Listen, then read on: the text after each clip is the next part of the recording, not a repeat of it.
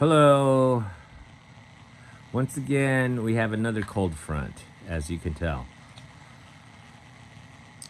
Uh, but this time, or this year, I was a little bit more prepared for it. And just in this past almost 2 months, I've learned how to use my firewood and propane tank for my propane heater more efficiently to where I can survive another winter. And when I say survive, I literally mean survive, because if I did not have like the layering of clothing, the wood stove, the propane heater, um, I would literally close to freeze to death out here. It's you know, I mean, yeah, I'd I'd freeze to death. I literally, I'm not trying to, you know,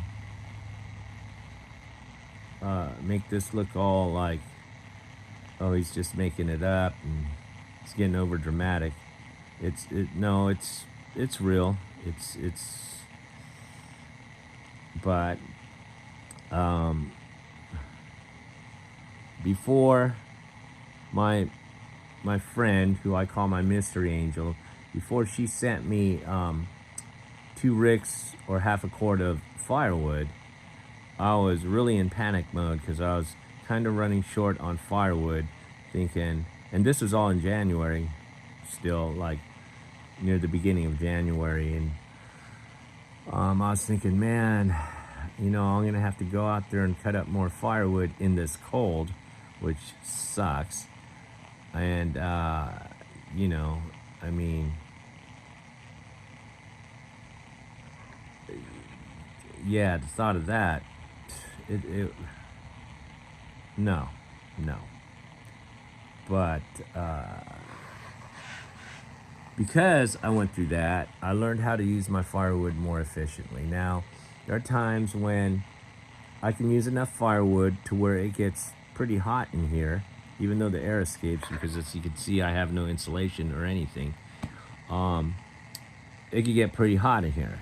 However, when I go with that procedure, I eat up a lot of firewood. I eat up a lot of firewood.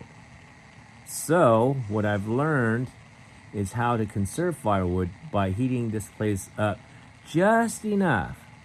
Just enough to where instead of wearing 5 layers of shirts, I'll bring it down to where I can wear 3 or 2 layers of shirts and then a jacket. Instead of using all the firewood to where I can be in here with just a t-shirt. So I learned how to conserve firewood in this last 2 months, you know. Well, I mean, I'm still doing it, but then when my mystery angel sent me those 2 ricks of firewood, it's like, all right, now I got enough firewood for the rest of this season and possibly next season. And I say that because now I know how to conserve that to where I could get it like warm enough. In other words, warm enough to me in here when it's in the teens or low 20s or even the single digits. Low enough the temperature in here would be around 55 degrees or in the 50s. Okay, if I could get up to the 60s, which I can if I use more firewood, then yeah. And then there is times where, and I do not recommend this, but there were times where I was desperate and I would throw in 2x4s or 2x6s. Now, what you don't know, what I didn't know at the time, is I was wondering why when I use these 2x4s or 2x6s, why would it get hot in here? Why does that wood work so well? Well, I found out it was pine. What you don't want to do is burn pine in your wood stove. Okay, let me see. Is that okay? You don't burn pine in the wood stove because it builds up the soot. I mean, it gets so hot, it builds up the soot, and it gets stuck in the chimney pipe right there, right? When you have enough of that soot built up in there, it turns flammable, and it'll get to the point where if you start a fire in the bottom part of your wood stove and that soot catches on fire, what you have basically is a fucking jet engine. And yeah, sure, you're getting heat, but you're gonna get red hot heat, and that's just bad for everything. It's dangerous. In fact, I had the bottom part of this, some parts of it, I had enough of those 2x4s in there to where that shit turned red hot. And your wood stove is not supposed to do that. And I'm thinking, is that why like the bottom part of my wood stove got cracked? Because I had so red hot. I mean, don't get me wrong, it worked great for heat. I mean, I was in here with my t-shirt. But then when I learned about that, it's like, okay, no more 2x4s. No more burning them just by themselves. So now, and I still don't recommend this. Now, what I'll do is I'll take some hardwood, whatever is supplied to me, anything but pine, right? I'll throw it in there, and then I'll mix like a part of a 2x4, 1 to 2 pieces, with the rest of the wood, and then I'll burn it. Because a 2x4, since it'll burn hotter, it'll get the other firewood started easier. And of course, it generates the heat. So those are little things I've learned in the past 2 months.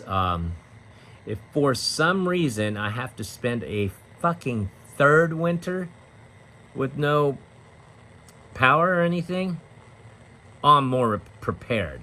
So if there's any blessing out of this unfortunate living situation I'm living now, is that I'm learning how to survive, and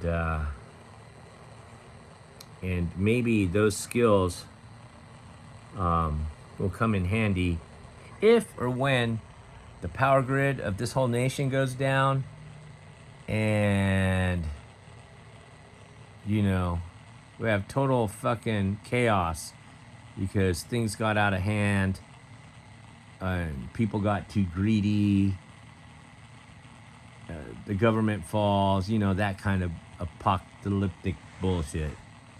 So I don't think that'll ever happen. I hope it doesn't, but in case it does, I don't know about you, but I'll be ready for it because I'm kind of living like that right now. So, yeah. So once again, we got another cold front coming in. I'm not really digging it, but I'm a little bit less stressed because now I'm handling it a lot better because of the new knowledge I've learned. So, and now I'm also willing to go out there and